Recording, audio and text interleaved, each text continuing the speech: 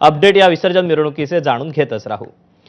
पुणे शहरातील पाचही मानाच्या गणपतींचं विसर्जन भक्तिभावात आणि शिस्तबद्ध वातावरणात पार पडलं। मानाचा पहिला श्री कसबा गणपती, त्यानंतर श्री तांबडी जोगेश्वरी, गुरुजी तालीम, तुळशीबाग आणि श्री केसरीवाडा गणपती यांचं विसर्जन यथासांग करण्यात आलं। ढोलताशा पथक, लेझिम पथक, पारंपरिक वेशभूषा आणि सजवलेल्या रथांसह पुण्याच्या मिरवणुकीत हजारो भाविक सहभागी झाले। पुणे मिरवणुकी मार्गावर पोलीस बंदोबस्त आणि स्वच्छतेची चोख व्यवस्था होती। पुणे महापालिका आणि पोलीस प्रशासनाच्या संयुक्त नियोजनामुळे विसर्जन शांततेत पार पडलं। बाप्पाला निरोप देताना पुढच्या वर्षी लवकर या हा जयघोष शहरभर घुमत राहिला।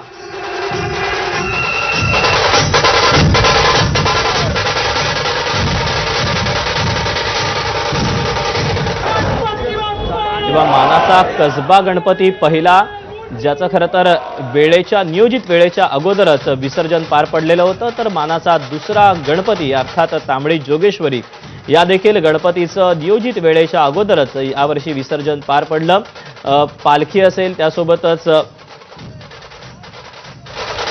वेशभूषेमध्ये, पारंपरिक वेशभूषेमध्ये समस्त पुणेकर या बाप्पाचं दर्शन घेण्यासाठी आणि विसर्जन मिरवणुकीमध्ये सहभागी होण्यासाठी पोहोचलेले होते।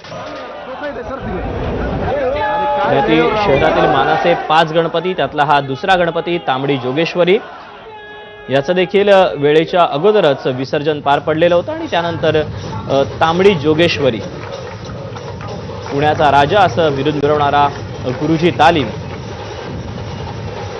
या देखील बाप्पाचं वेळेतच विसर्जन पार पडलेलं होतं। भली मोठी मिरवणूक या मानाच्या गणपतीसाठी दरवर्षी निघत असते।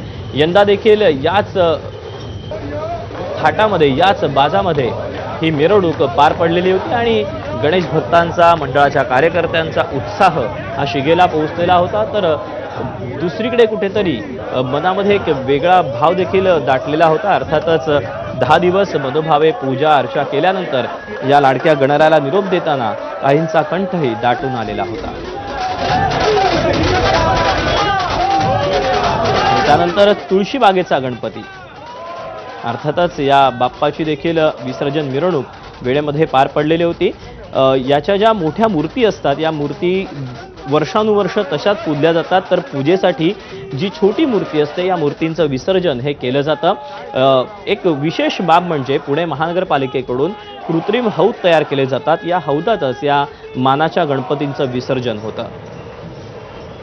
आणि मानाचा आणखी एक गणपती तो म्हणजे केसरीवाडा, या केसरीवाडा गणपतीचं देखील विसर्जन यथासांग करण्यात आलेलं होतं आणि अर्थातच ढोलताशांचं पथक, लेझिम पथक असेल, पारंपरिक वेशभूषा असेल, पालखी असेल, अशा सजवलेल्या रथासह पुण्याच्या मिरवणुकीमध्ये हे मानाचे 5ही गणपती हजारो भाविकांच्या उपस्थितीमध्ये आज मिरवणुकीसाठी निघाले आणि त्यानंतर त्यांना निरोप देण्यात आला।